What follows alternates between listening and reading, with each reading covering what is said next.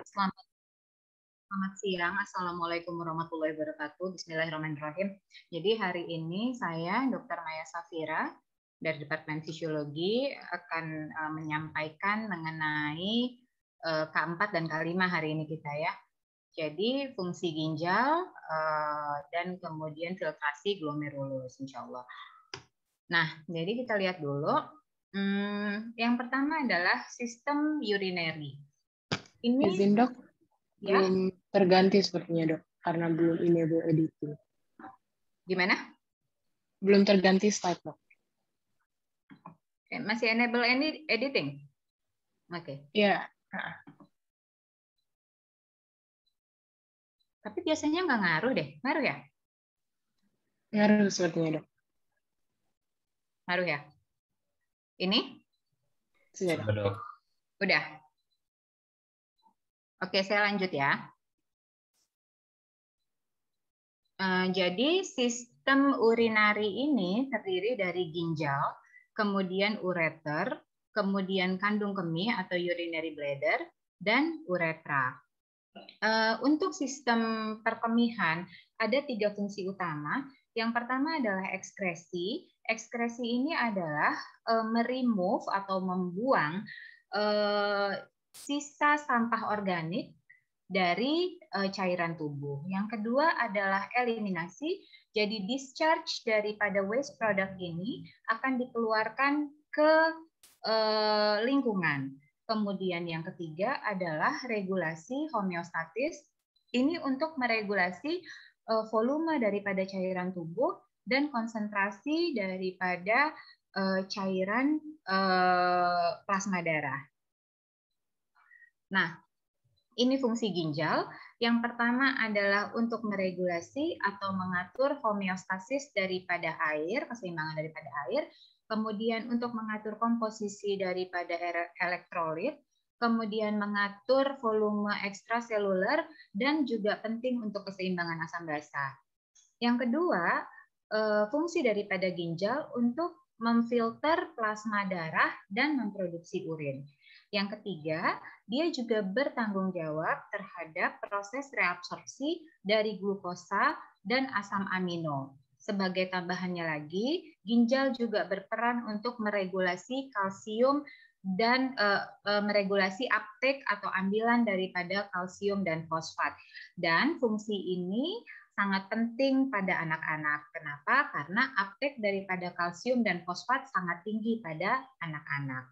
Kemudian fungsi selanjutnya memainkan peran dalam gluconeogenesis dan selama puasa dapat mensintesa dan melepaskan glukosa di dalam darah, juga memproduksi hampir 20% glukosa dibandingkan dengan kapasitas liver. Jadi kalau misalnya liver 100%, dia memproduksi kurang lebih 20%-nya. Nah, sebagai organ endokrin, ginjal juga memproduksi kinin, kemudian 1,25 dihidroksikolekalsiferol, eritropoietin, dan juga memproduksi dan mensekresi renin.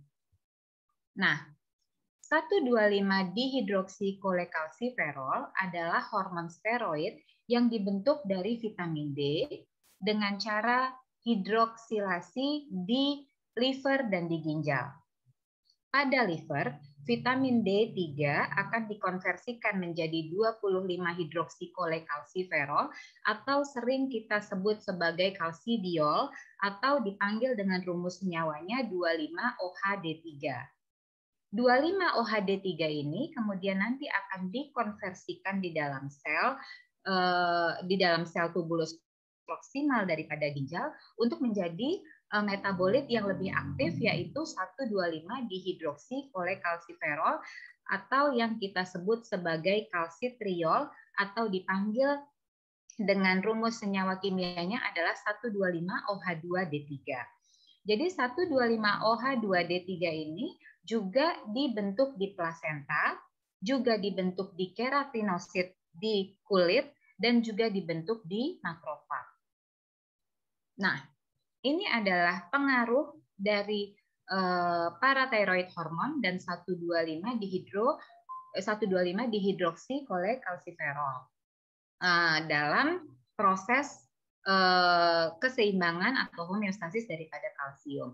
Jadi di sini kita bisa lihat secara skematis bahwa apabila kadar kalsium dalam plasma menurun, maka kemudian sekresi dari hormon paratiroid akan meningkat. Ketika sekresi hormon paratiroid meningkat, maka sudah pasti kadar hormon paratiroid di plasma juga meningkat. Nah, ketika kadar hormon paratiroid di plasma meningkat, maka dia akan bekerja di dua tempat, yaitu di tulang dan di ginjal. Kita lihat dulu yang di tulang. Pada saat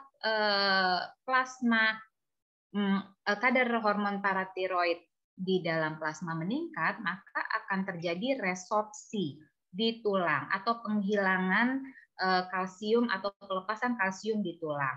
Nah, jadi ketika terjadi peningkatan resorpsi, maka akan banyak kalsium yang dilepaskan ke dalam plasma. Ketika banyak pelepasan kalsium ke dalam plasma, maka restorasi kalsium plasma akan menjadi normal kembali. Nah, bagaimana pada saat dia bekerja di ginjal? Pada saat dia bekerja di ginjal, maka ginjal akan meningkatkan reabsorpsi kalsium dan kemudian akan meningkatkan pembentukan 125-OH2D3. Nah, ketika kalsium reabsorpsi meningkat, maka diikuti dengan ekskresi kalsium melewati urin itu akan menurun. Nah, ketika kalsium yang dibuang melalui urin kadarnya menurun, sudah pasti restorasi daripada kalsium plasma akan menjadi normal. Nah, kita lihat bagaimana dengan pembentukan 125-OH2D3 yang meningkat. Ketika 125-OH2D3 meningkat pembentukannya, maka sudah pasti kadar di plasmanya juga meningkat. Nah, ketika kadar 125-OH2D3 di dalam plasma meningkat, maka kemudian dia akan bekerja di intestin. Di intestin, absorpsi daripada kalsium meningkat, sehingga ujung-ujungnya sama, yaitu restorasi daripada kalsium plasma juga akan meningkat. Nah, sekarang kita lihat eritropoietin.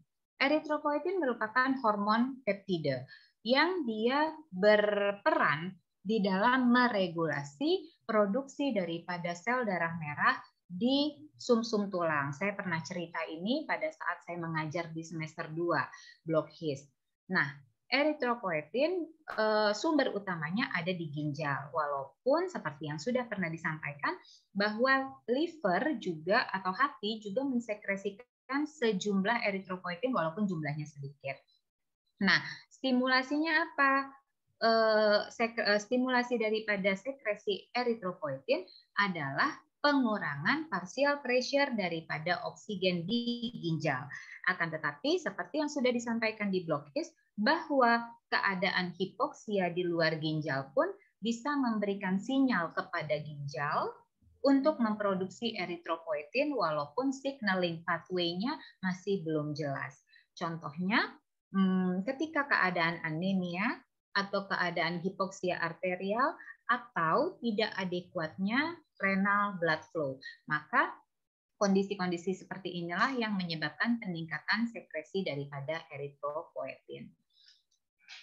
Yang selanjutnya, penyakit ginjal dapat menyebabkan pengurangan sekresi eritropoietin atau bahkan kalau sampai gagal sama sekali, eritropoietin tidak dapat disekresi di ginjal. Nah, ini akan menyebabkan penurunan aktivitas daripada sumsum tulang untuk memproduksi eritropoietin. Kenapa? Karena eritropoietin itu adalah faktor utama untuk mempercepat pendewasaan daripada sel darah merah. Jadi sel darah merah sudah ada stem selnya, kemudian dengan adanya eritropoietin dia dipicu kedewasaannya, sel darah merah yang dewasa baru dikeluarkan ke dalam sirkulasi. Nah, jadi ketika sekresi eritropoietin tidak ada, maka ini akan menjadi penyebab yang sangat penting, faktor penyebab yang penting terhadap terjadinya anemia. maka nanti akan sering kita dengar anemia yang disebabkan oleh penyakit ginjal kronis.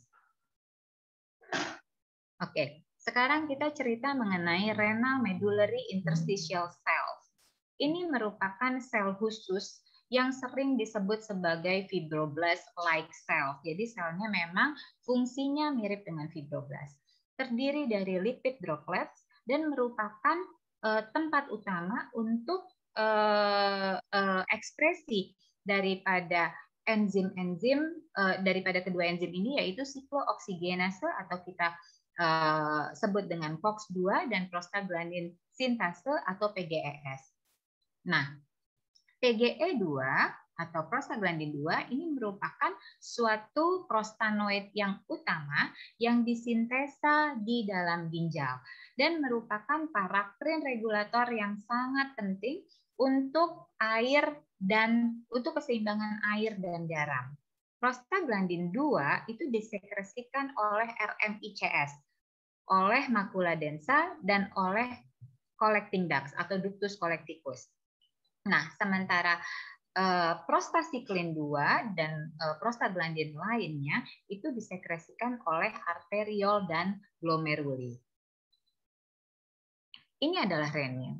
Renin, kita sekarang bicara tentang renin. Renin merupakan ekstrak daripada ginjal, atau bukan ekstrak sebenarnya. Renin adalah hormon yang dikeluarkan oleh ginjal, ya kan, dan dikeluarkan ke pembuluh darah atau ke aliran darah dan diproduksi lebih tepatnya lagi di JG cells ginjal atau juxtaglomerular cells di ginjal.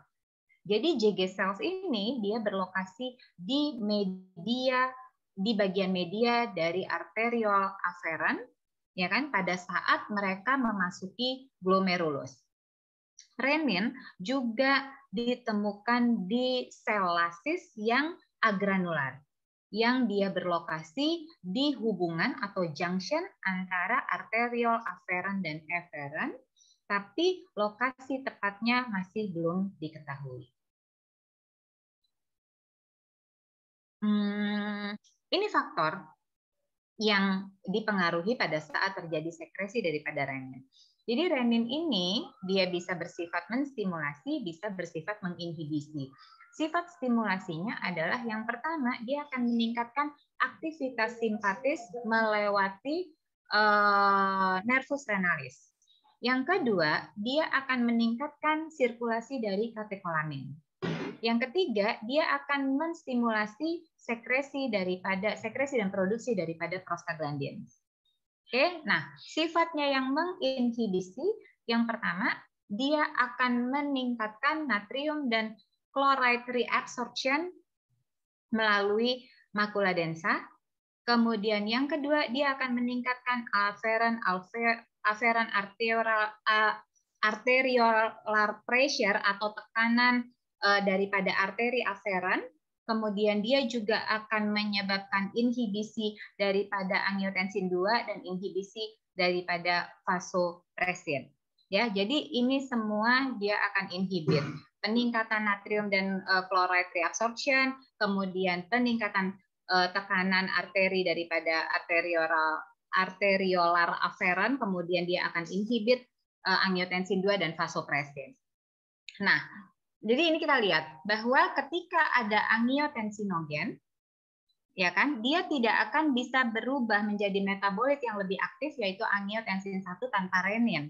Maka ketika ada angiotensinogen, kemudian dibantu oleh renin, maka dia akan berubah menjadi angiotensin 1. Angiotensin 1 dibantu dengan angiotensin converting enzyme, dia akan berubah menjadi angiotensin 2. Oke, nanti angiotensin 2 akan bekerja di AT1 reseptor dan di AT2 reseptor. Oke, nah angiotensin 2 dengan beberapa macam peptida dia bisa dirubah menjadi angiotensin 3 dan 4, atau dia juga bisa dirubah dan kemudian dia bisa juga dirubah menjadi inactive metabolite. Ya, jadi angiotensin 2 dia bisa berubah jadi angiotensin 3 dan 4 sebelum akhirnya menjadi metabolit inaktif, atau angiotensin 2 dengan peptida tertentu dia bisa langsung diinaktifkan. Sementara angiotensin converting enzim ini dia akan bekerja menginaktifkan bradikinin menjadi metabolit inaktif. Oke. Peningkatan bradikinin di jaringan itu akan terjadi ketika ACE itu diinhibit ACE akan diinhibisi aksinya oleh reseptor B2 untuk memproduksi batuk. Ini contoh ya, ini contoh. Yang merupakan annoying side effect, ini merupakan efek samping yang sangat mengganggu dan dialami oleh 20% pasien yang ditreat dengan ACE inhibitor. Ini biasanya, saya lupa nama obatnya, tapi ada obat anti hipertensi yang dia bekerja di B2 reseptor yang kemudian kalau orang ini lupa saya nama obatnya, kalau orang yang hipertensi, pasien hipertensi diberikan obat anti hipertensi ini, keluhannya pasti datang lagi ke kita tuh pasti dengan keluhan batuk gitu. Dok, saya kok batuk terus gitu ya. Oke, kita lanjutkan. Nah, ini kalau misalnya stimulasi dari renin, dia akan kerja di ginjal. Oke, kemudian ginjal akan mengeluarkan enzim untuk renin. Nah, renin enzim ini itulah yang tadi kita sudah cerita bahwa dia akan menyebabkan angiotensinogen berubah menjadi angiotensin 1. Angiotensin 1 nanti akan berubah menjadi angiotensin 2 di pembuluh darah, ya kan? Dengan bantuan siapa? Dengan bantuan angiotensin converting enzyme tadi, ya.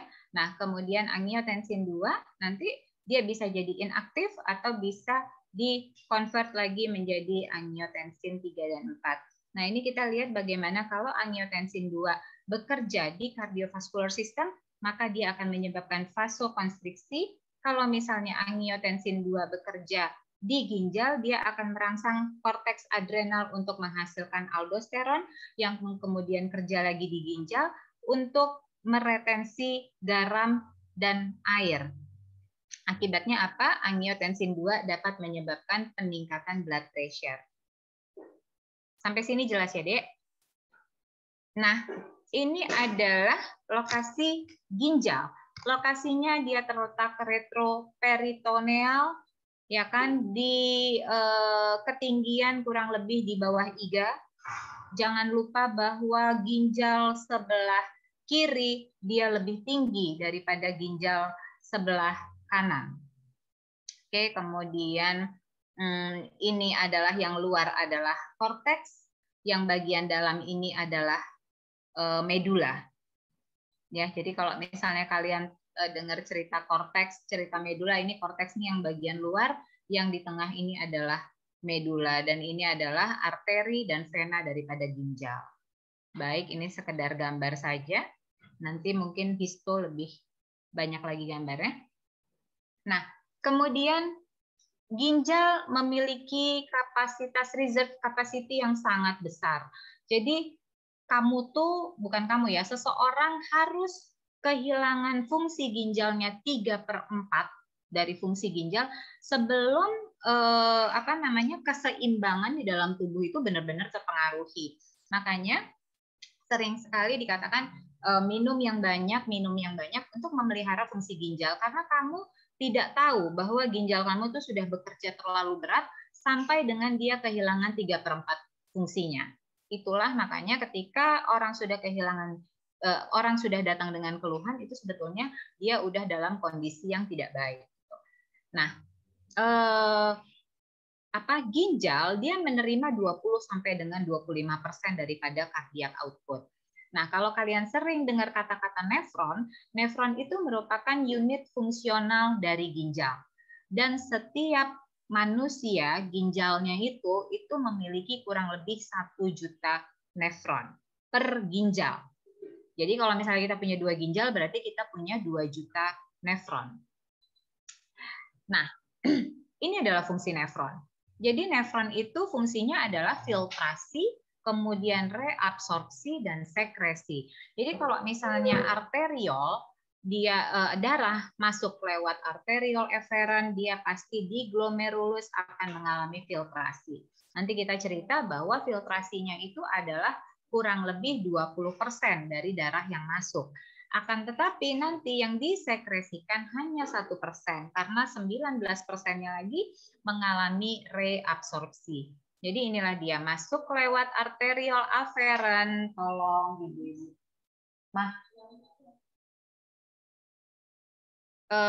Arteriol afferent di glomerulus, kemudian mengalami filtrasi, baru kemudian yang tidak difiltrasi lewat arteriol efferent, kemudian di tubulus proximalis akan mengalami reabsorpsi dan sekresi, kemudian dia akan lewat loop of Henle yang descendants, kemudian dia akan mengalami reabsorpsi lagi, kemudian lewat loop of Henle yang ascendans akan mengalami reabsorpsi lagi, melalui tubulus distalis, ada yang dia reabsorpsi, ada yang disekresikan gitu ya, dan seterusnya, sehingga nanti yang diekskresikan adalah 1, liter per hari.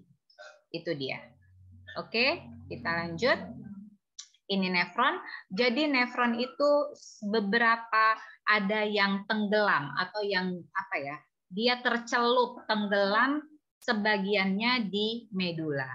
Jadi nanti kita akan mengenal 2 tipe nefron, yaitu tipe yang cortical nefron dan juxtamedullary nefron. Yang juxtamedullary dia banyak yang tenggelam, sebagian besarnya itu dia tertanam di medula, masuk bagiannya ke medula, sementara yang cortical nefron hanya sedikit saja yang masuk ke bagian medula.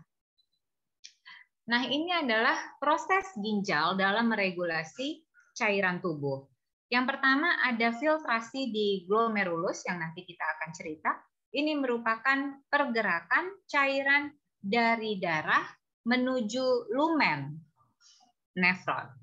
Yang kedua adalah tubular reabsorption. Ini merupakan proses bergeraknya substances atau bahan-bahan di dalam filtrat menuju ke lumen daripada tubulus dan kemudian kembali lagi ke dalam aliran darah melalui kapiler peritubular. Makanya namanya reabsorption atau reabsorpsi.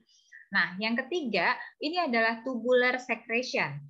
Sekresi berarti dia akan meremove molekul-molekul yang sudah diseleksi dari darah dan kemudian menambahkan mereka ke filtrat yang ada di lumen tubulus untuk kemudian diekskresikan.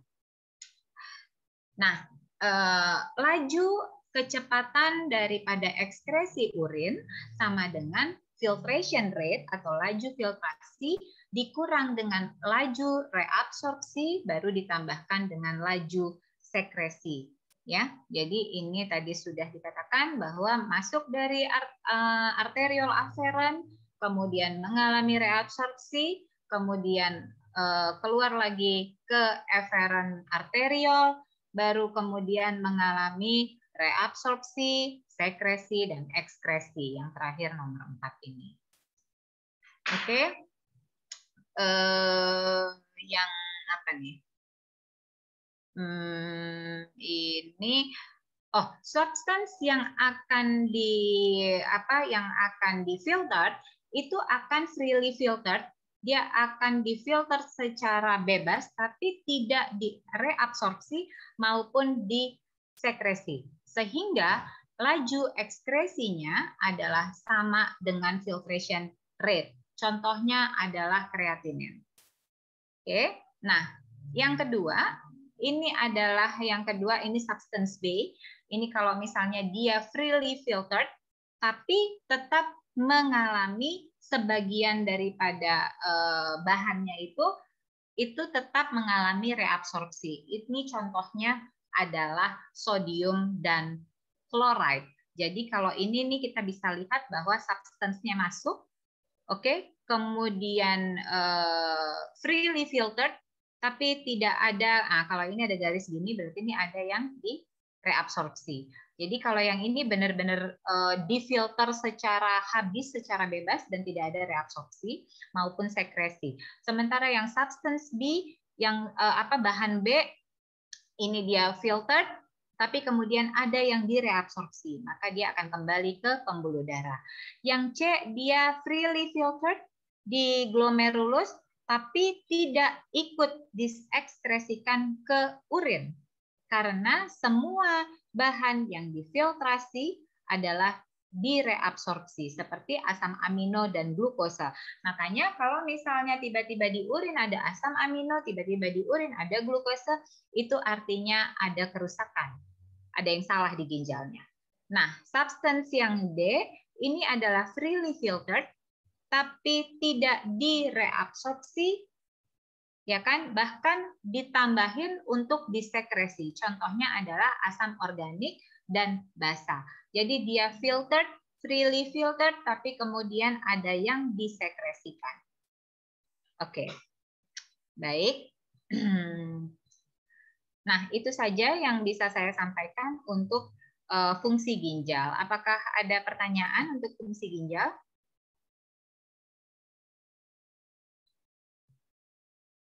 Ada pertanyaan? Apakah suara saya jelas? Jelas, atau nggak jelas? Jelas. Oh, jelas dok. Ya.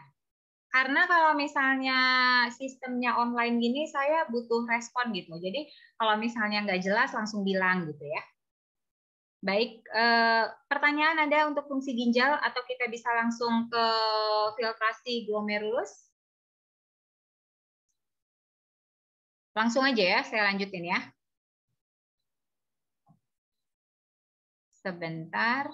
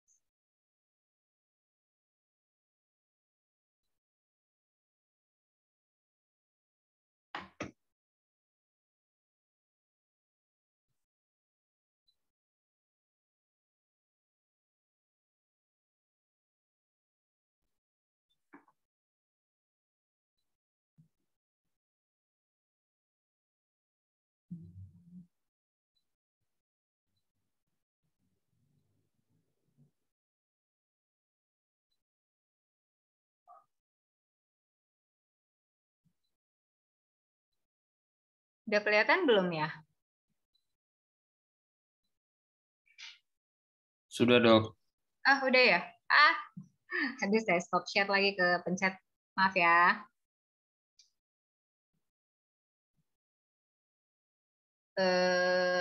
Ya, ini udah kelihatan ya. Glomerular filtration. Sudah terlihat ya, Dek? Oke, saya lanjut aja. Nah, jadi glomerular filtration atau filtrasi daripada glomerulus itu merupakan pergerakan cairan dari darah ke lumen nefron. Pada orang dewasa yang normal dalam keadaan istirahat, ginjal itu menerima kurang lebih 1,2 sampai dengan 1,3 liter darah per menit, atau hanya kurang sedikit dari cardiac output, dari 25% yang diterima dari cardiac output. Nah, ini adalah yang mempengaruhi daripada renal blood flow. Ada norepinefrin atau nanti kamu bisa dengar dengan nama yang lain seperti noradrenalin. Dia akan mengkonstriksikan pembuluh darah ginjal. Dengan pengaruh yang paling besar adalah di arteri interlobular dan di arteriol afferent. Yang kedua, ada angiotensin 2. Dia bekerja sebagai konstriktor. Efek konstriksinya itu akan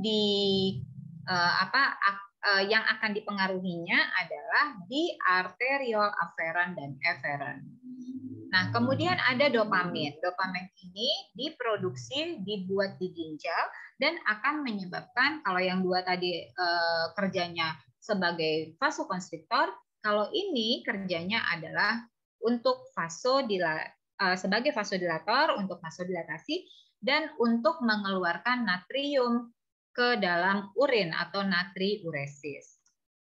Nah, ini adalah kita cerita ngasih renal blood flow, bahwa prostaglandin dia akan meningkatkan blood flow di korteks renalis dan menurunkan blood flow di medula renalis. Jadi diingat baik-baik bahwa prostaglandin dia meningkatkan di korteks tapi menurunkan di medula. Nah, prostaglandin meningkatkan blood flow di korteks, ya kan, dan menurunkan blood flow di medula. Sementara asetilkolin yang juga ada di situ itu juga berfungsi untuk vasodilatasi daripada pembuluh darah di ginjal. Nah, apalagi yang berpengaruh? Diet tinggi protein. Nah, jadi biasanya nih laki-laki ya biasanya yang ingin membentuk massa otot, ikut fitness dan segala macam, biasanya mereka akan melakukan diet tinggi protein. Hati-hati, kenapa? High protein diet itu akan meningkatkan tekanan kapiler di glomerular dan akan menyebabkan peningkatan renal blood flow. Nah, kita lihat glomerular membrane. Ada fenestrated atau endotelium yang masuk ke glomerular endotelium daripada kapiler glomerular itu ada yang sifatnya fenestrated atau dia masuk ke dalam sehingga menyebabkan semua komponen darah bisa lewat kecuali blood cells. Ya. Nah, kemudian yang kedua, dia punya membrana basilaris atau basement membrane, dia secara elektrik dia banyak melepaskan negative charge, ya kan, sehingga negative charge makromolekul anion seperti plasma protein. Jadi membrana basilarisnya dia secara kelistrikan atau secara elektrik dia banyak melepaskan negative charge. Nah, kemudian ada yang kita sebut sebagai podosit. Podosit daripada kapsul glomerular itu dia akan membentuk filtration slit. Jadi ini podosit ya kan, ini adalah filtration slit. Oke. Nah, kemudian nanti filtrate composition-nya itu akan sama seperti plasma tapi tidak ada proteinnya. Endotel daripada kapiler glomerular itu seperti yang sudah saya sampaikan, dia masuk-masuk ke dalam gitu ya. Nah, endotel daripada kapiler glomerular itu semuanya dikelilingi oleh membrana basilaris daripada glomerular sepanjang bersamaan dengan sel yang disebut sebagai podosit. Podosit memiliki banyak pseudopodiya. Ini dia pseudopodianya. Pseudopodianya ini dia bilang interdigitate. Interdigitate ini dia tuh kayak tangan kanan sama tangan kiri kamu pegangan, jadi kayak bersaling silang. Ya. Nah, ini berguna untuk membentuk filtration slit sepanjang dinding kapiler. Nah, yang disebut endotelnya itu fenestrated ini seperti ini. Ya, jadi endotel, nah dia ada yang masuk-masuk ini, menjorok ke arah dalam. Nah, kemudian membrana basilaris daripada glomerular ini apa nih? Basal lamina tidak memiliki visible gaps ataupun pori. Ya, enggak memiliki gaps ataupun pori yang terlihat. Nah, ada mesangial cell, lokasinya di antara basal lamina dan endotelium. Mesangial cell ini biasanya ada di antara dua kapiler yang bertetangga. Jadi ini dia. Kapiler ada di sini ada satu kapiler, ada mesangial sel. Itu dia ya. Dan di lokasi ini basal membrannya membentuk sheet lapisan yang dia sharing di antara dua kapiler tersebut. Sel mesangial sifatnya kontraktil, jadi dia bisa berkontraksi dan memainkan peran di dalam meregulasi filtrasi glomerular. Mesangial sel juga mensekresikan matriks ekstraseluler, kemudian dia akan menangkap kompleks imun dan juga berperan pada progresivitas daripada penyakit glomerular. Nah, ini adalah GFR atau glomerular filtration rate. Ini adalah jumlah plasma ultrafiltrate yang dibentuk setiap menitnya, yaitu 125 ml per menit. GFR ini dia berbanding lurus terhadap masing-masing faktor yang ada di rumus. Jadi GFR ini merupakan hasil perkalian daripada KF dikali PGC dikurang PT, kemudian dikurang VGC, VT, ya kan? Nah, jadi kita lihat di sini. KF itu adalah glomerular ultrafiltration coefficient. Jadi koefisien ini ya. Nah, sementara PGC ini adalah mean rata-rata hidrostatic pressure yang ada di kapiler glomerular. PT ini adalah rata-rata tekanan hidrostatik yang ada di tubulus atau Bowman space. Nah, VGC ini adalah oncotic pressure daripada plasma di kapiler glomerular. Dan VT adalah oncotic pressure daripada filtrat yang ada di tubulus.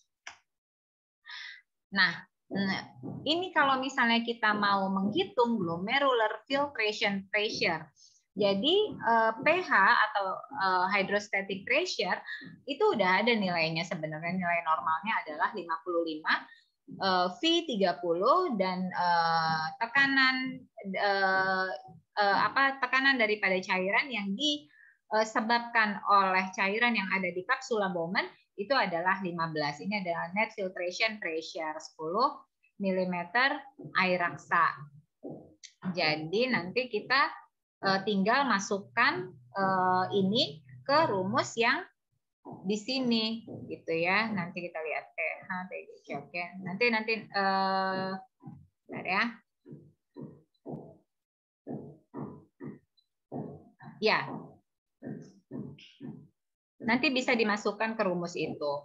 Mungkin terminasinya kadang-kadang tiap buku sedikit berbeda. Seperti itu. Nah, ini apa-apa yang meregulasi daripada GFR. Jadi kontrol dari GFR ada yang kita sebut sebagai auto regulation. Ini merupakan kontrol regulasi yang lokal, makanya di buku disebut sebagai local control process, di mana ginjal memelihara atau memaintain nilai GFR supaya relatif konstan di keadaan yang normal, yang fluktuasinya normal, gitu ya. Akan tetapi yang namanya autoregulasi ya tetap aja harus meregulasi gitu. Nah, ini dia. Autoregulasi itu ada dua mekanisme. Yang pertama adalah myogenic response. Ini adalah kemampuan intrinsik daripada otot polos dinding pembuluh darah untuk merespon kalau misalnya ada perubahan tekanan. Ya. Nah, yang kedua, ini adalah tubuloglomerular feedback. Ini merupakan dia akan ada sekresi dari parakrin atau dia merupakan parakrin signaling mechanism lewat perubahan daripada flow-nya. Jadi kalau misalnya yang myogenic response itu dia akan respon terhadap perubahan pressure, sementara kalau tubuloglomerular feedback dia akan lebih lebih terpengaruh oleh perubahan flow yang melewati loop of Handler. Ini contoh. Ini adalah bukan contoh, beginilah cara kerjanya. Ini adalah mekanisme myogenik. Jadi, apabila terjadi peningkatan systemic blood pressure, dia akan stretch, dia akan menyebabkan peregangan daripada vascular smooth muscle. Nah, ketika terjadi stretching daripada vascular smooth muscle, itu akan menyebabkan arterial afferent itu konstriksi, sehingga dia merestriksi blood flow into glomerulus. Nah, sebelum kalian bingung dengan gambar di samping ini, saya mau sampaikan bahwa tidak hanya rising systemic blood pressure, ya, tidak hanya peningkatan tekanan darah sistemik yang akan memberikan efek, tapi yang digambar ini adalah ketika tekanan darahnya turun. Pada saat tekanan darah sistemik turun, maka akan terjadi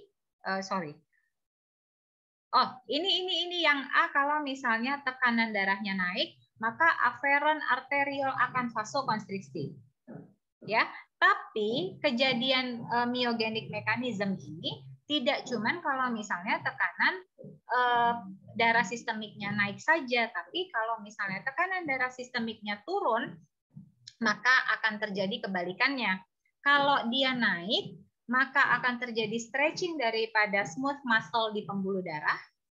Oke, nah ketika terjadi ini, yang smooth muscle pembuluh darah ini adalah pembuluh darah sistemik, ya kan? Nah, ketika ini terjadi, maka lokal mekanismenya adalah dia menyebabkan afferent arterial konstriksi. Nah, kalau misalnya turun tekanan darahnya, sistemiknya adalah pembuluh darah vasokonstriksi, pembuluh darah sistemik. Lokalnya di afferent arterial akan vasodilatasi, sehingga darah yang masuk tetap normal. Ya, mudah-mudahan paham. Sebentar.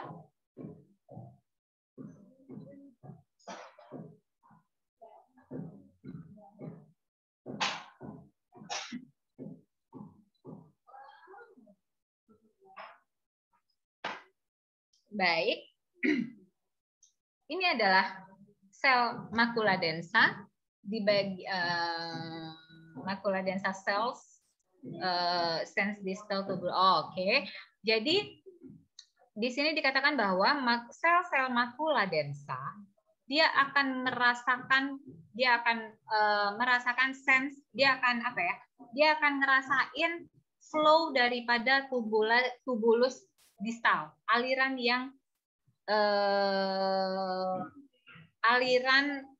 yang ada di tubulus distal. Sehingga pada saat aliran ini berubah, ya, pada saat aliran darah ini berubah, maka ada paracrine signaling mechanism. Itu yang kedua tadi. Ini dia, tubuloglomerular feedback, yaitu paracrine signaling mechanism. Ya, jadi ini dia. Jadi ketika ada perubahan di sini, oke, maka dia akan merasa.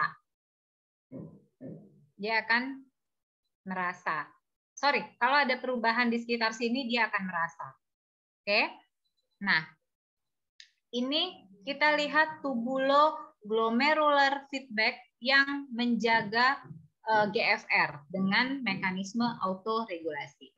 Ketika GFR-nya meningkat, ini dia, maka flow melalui tubulus akan meningkat juga.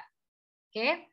Nah, ketika flow tersebut melewati makula densa, ya kan? Jadi kan ketika flow-nya melewati tubulus meningkat, pasti flow yang melewati makula densa juga meningkat juga. maka parakrin akan disekresikan oleh makula densa menuju arteriol aferan. Sifat dari parakrin ini adalah konstriktor, maka vasokonstriktor. Maka ketika parakrin dikeluarkan, yang terjadi adalah konstriksi daripada arteriol aferen. Ketika terjadi konstriksi daripada arteriol aferen, maka akan terjadi resistensi pada arteriol aferen yang meningkat. Akibat peningkatan resistensi di aferen arteriol meningkat, maka tekanan hidrostatik di glomerulus akan menurun. Oke, sehingga GFR-nya menurun.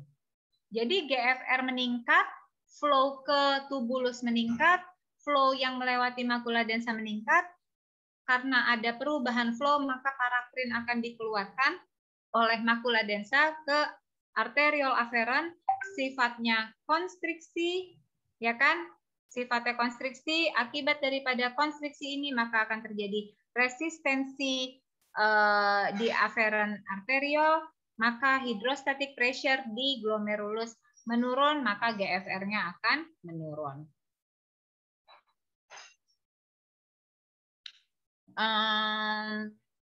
Nah, ini yang tadi.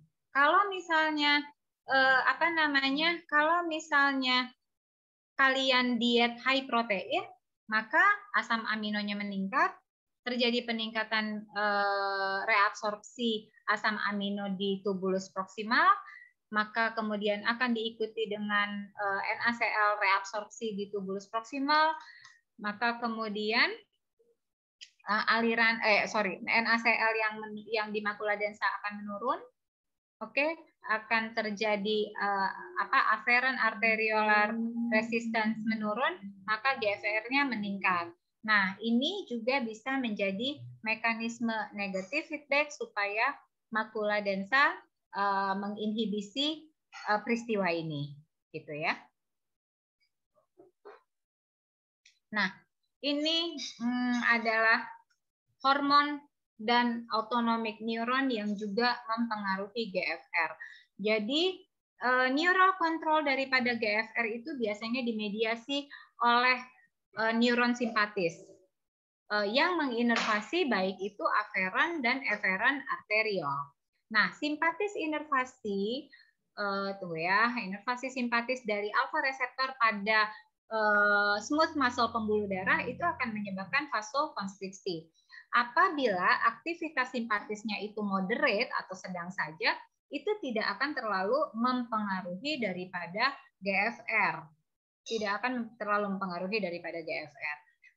Nah, apabila tekanan darah sistemiknya itu turun secara signifikan, secara tiba-tiba, bagaimanapun gitu ya, seperti kalau misalnya terjadi perdarahan atau dehidrasi yang parah, maka simpatis akan menginduksi vasokonstriksi daripada arteriol sehingga dia akan menurunkan renal blood flow dan GFR. Ini merupakan suatu respon adaptif yang akan membantu tubuh kita untuk memelihara volume cairan di dalam tubuh. Nah, ada beberapa macam hormon yang juga mempengaruhi resistensi daripada arteriolar. Yang paling penting itu yang sudah disebutkan tadi, yaitu angiotensin 2. Angiotensin 2 ini kenapa? Karena dia merupakan poten vasokonstriktor. Ya. Nah, kemudian ada prostaglandins yang bertindak sebagai vasodilator. Nah, hormon-hormon ini gitu dia juga bisa memberikan pengaruh terhadap koefisien filtrasi dengan cara bekerja di podosit atau bekerja di mesangial cell.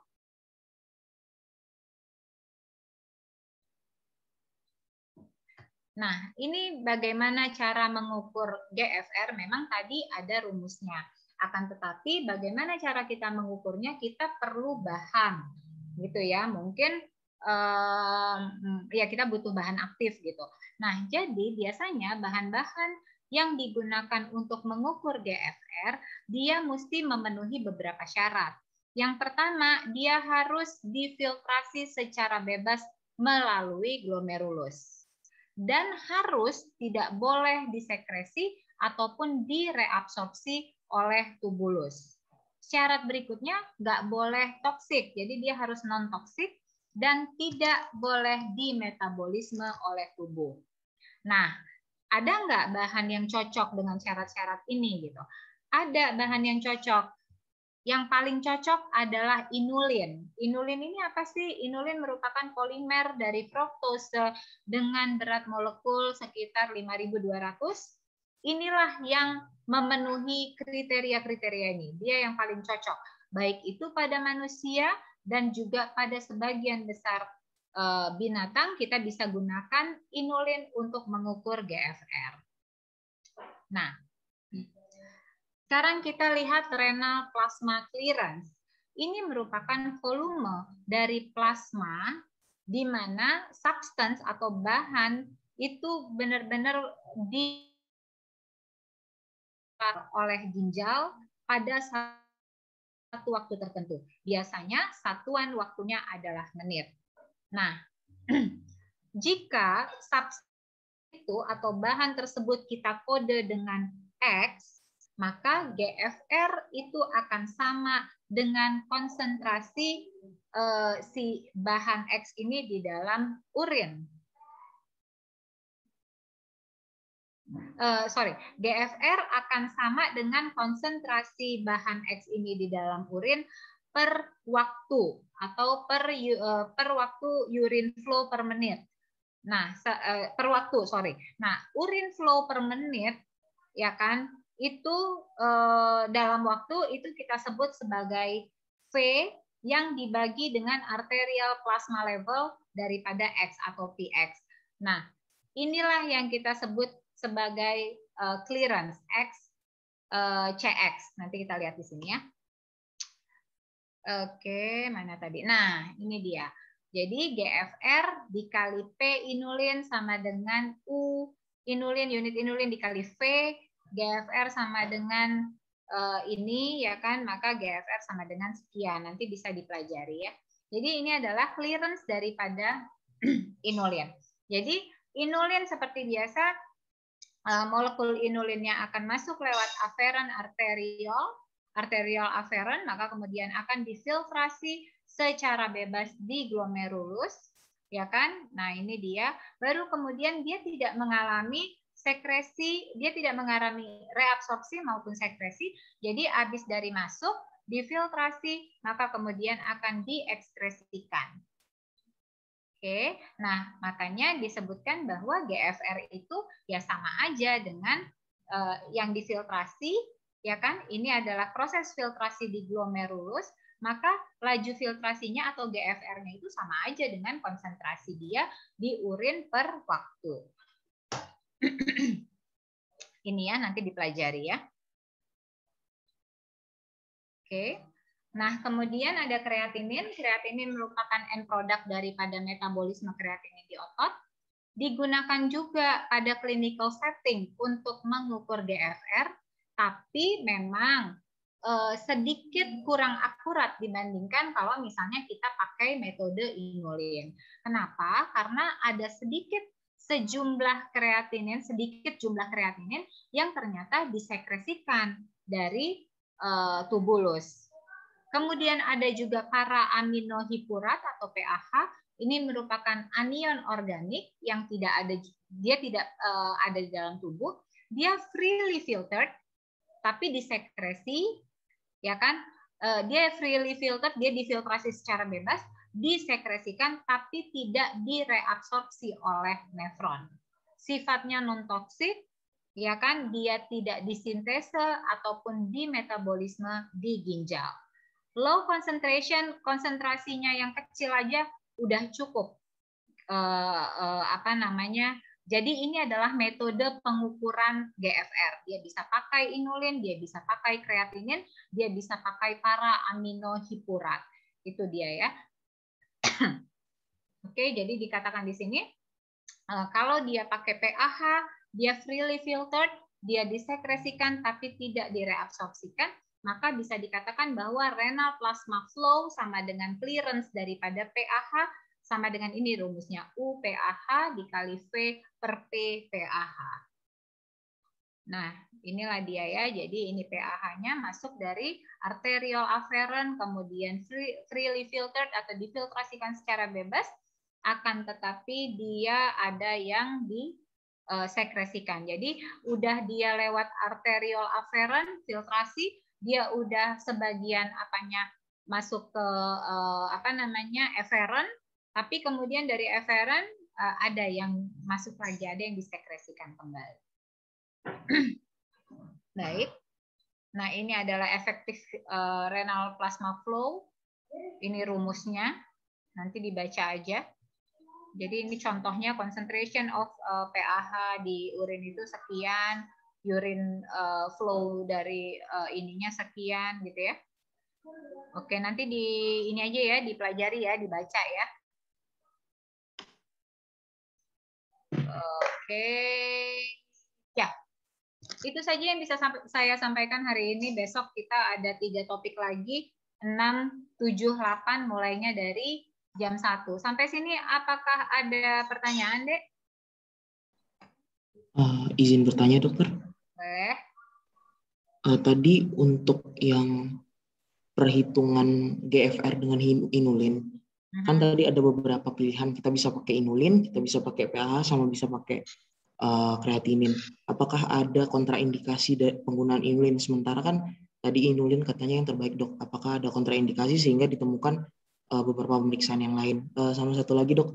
Tadi untuk pasien atau orang yang diet tinggi protein, tadi ada reabsorpsi amino acids yang meningkat, tapi kenapa ada diikuti oleh apa relasinya dengan peningkatan reabsorpsi NaCl juga, Dok? Itu aja, Dok. Terima kasih, Dok. Baik. Jadi yang mau saya sampaikan, kalau kontraindikasi untuk inulin tidak ada, akan tetapi bahan-bahan tersebut bisa saja kadang-kadang nggak ada gitu ya kan. Jadi kita memberikan pilihan. Tapi memang yang paling sering digantikan selain daripada inulin, maksudnya kalau nggak inulin, biasanya kita pakai kreatinin. Nah, kalau misalnya kita mau lihat renal plasma flow-nya, jadi kalau misalnya kita, kalau tadi, nih ya, mana ya, bentar ya.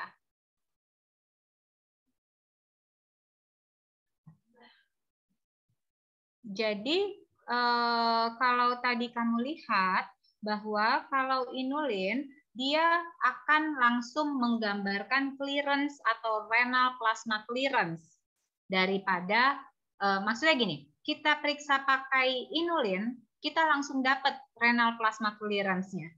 Karena apa? Karena inulin ketika dia difiltrasi, maka kemudian dia akan tidak ada sekresi dan tidak ada absorpsi. Dia langsung ini kelihatan nggak? Kelihatan, Dok. Kelihatan. Dia langsung nah jadi ini inulin. Dia masuk, dia filtrasi, dia langsung buang. Maka inulin tadi dia akan menggambarkan GFR secara total. Dia akan menggambarkan GFR secara total. Artinya 100 yang masuk, 100 difiltrasi, 100 yang keluar. Gitu. Nah, sementara kita bisa gunakan PAH kalau kita mau lihat gambaran daripada renal blood flow. Jadi kalau misalnya kita mau hitung renal blood flow, ya kan, kita mau lihat gambaran dari renal blood flow, biasanya kita gunakan para aminohipurat. Kenapa?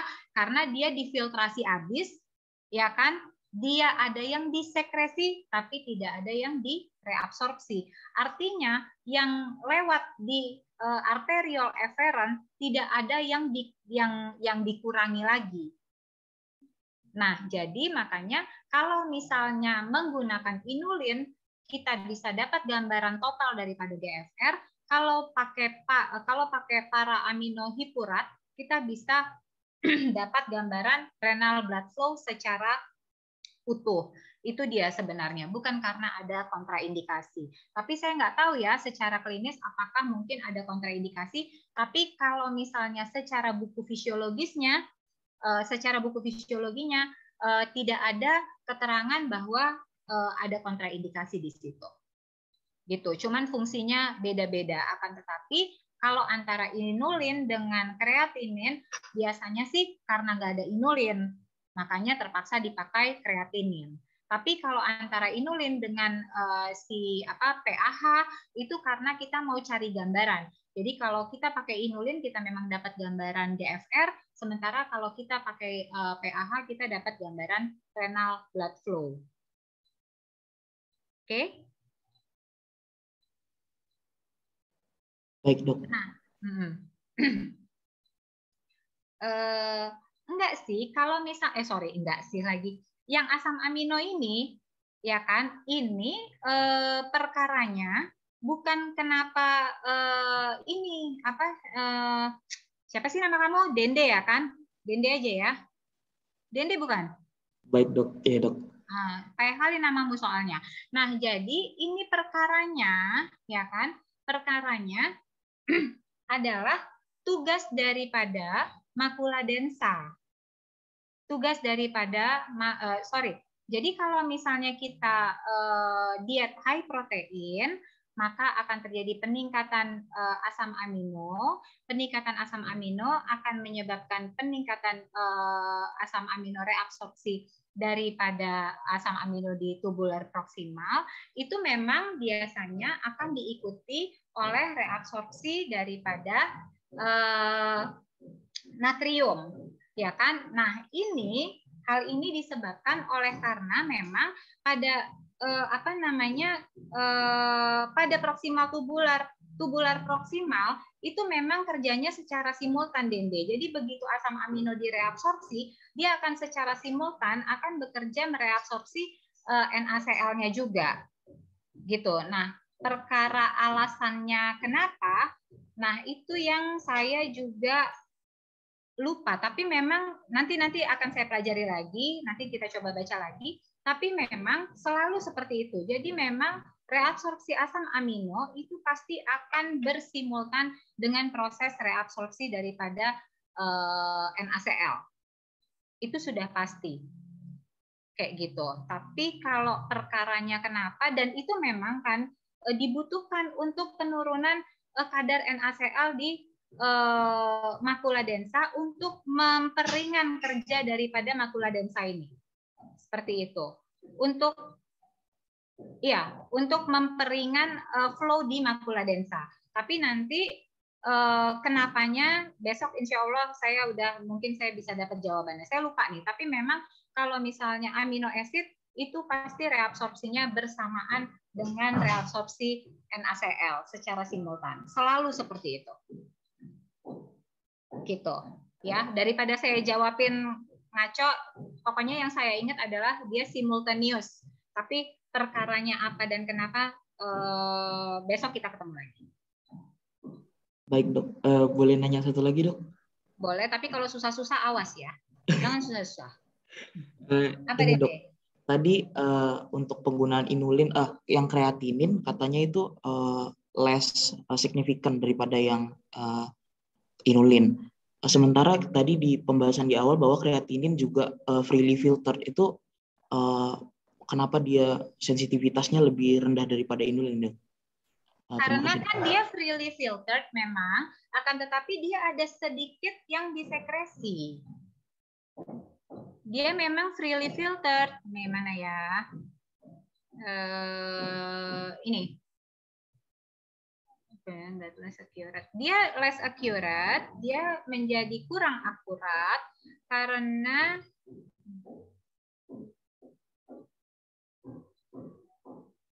nggak tertulis ya di situ ya. Karena dia sedikit ada yang disekresikan. Jadi kalau inulin dia memang freely filtered, ya kan? Nah ini dia. Karena sejumlah sedikit aja dari kreatinin ini ternyata masih disekresikan lagi ke dalam tubulus. Paham? Jadi kalau misalnya si inulin, dia langsung nih difiltrasi langsung seret langsung ke urin. Nah, sementara si kreatinin dia waktu dia melewati arteri aferan di tubulus ini dia ada peristiwa masuk lagi dari pembuluh darah ke sini, ke tubulus. Jadi ada peristiwa sekresi dari pembuluh darah kemudian disekresikan gitu. Paham? Paham, Dok. Berarti rumusnya udah nggak yang itu lagi, Dok. Udah berbeda ya, Dok? Dia tidak menggambarkan totalitas daripada GFR. Kan kita nih ecek-eceknya, bukan eceknya ya, kita kan mau ngukur GFR nih. Nah, kalau misalnya kita memang pengen dapat nilai GFR yang akurat, ya kita pakai inulin. Kenapa? Karena freely filtered. Gitu. Apapun yang difiltrasi langsung dibuang. Jadi jumlah yang difiltrasi akan kita temukan di urin. Jadi kita tinggal ambil urin, oke, kemudian kita lihat konsentrasi inulin di urin, maka akan sama dengan hitung-hitungan ini gitu. Itu dia.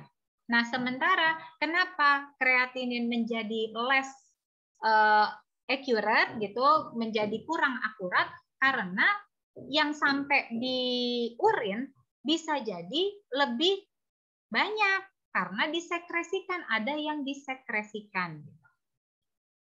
Kan dia nggak boleh disekresi, dia nggak boleh direabsorpsi. Ya kan?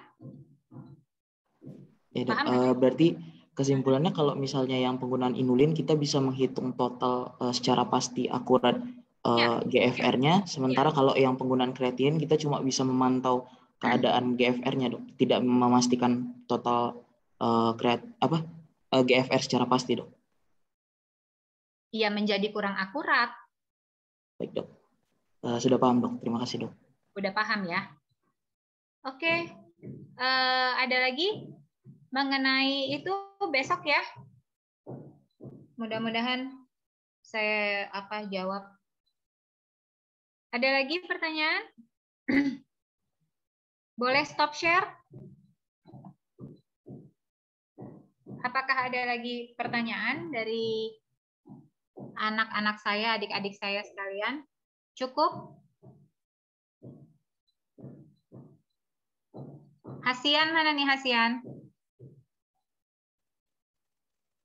Ini suara A. Oke. Hasian, kamu standby lah. Kalau saya nanya-nanya tuh kamu jelas nggak? Jelas. Kamu yang duluan jawab, jangan orang lain. Kan kamu komtingnya kan? Iya, Dok.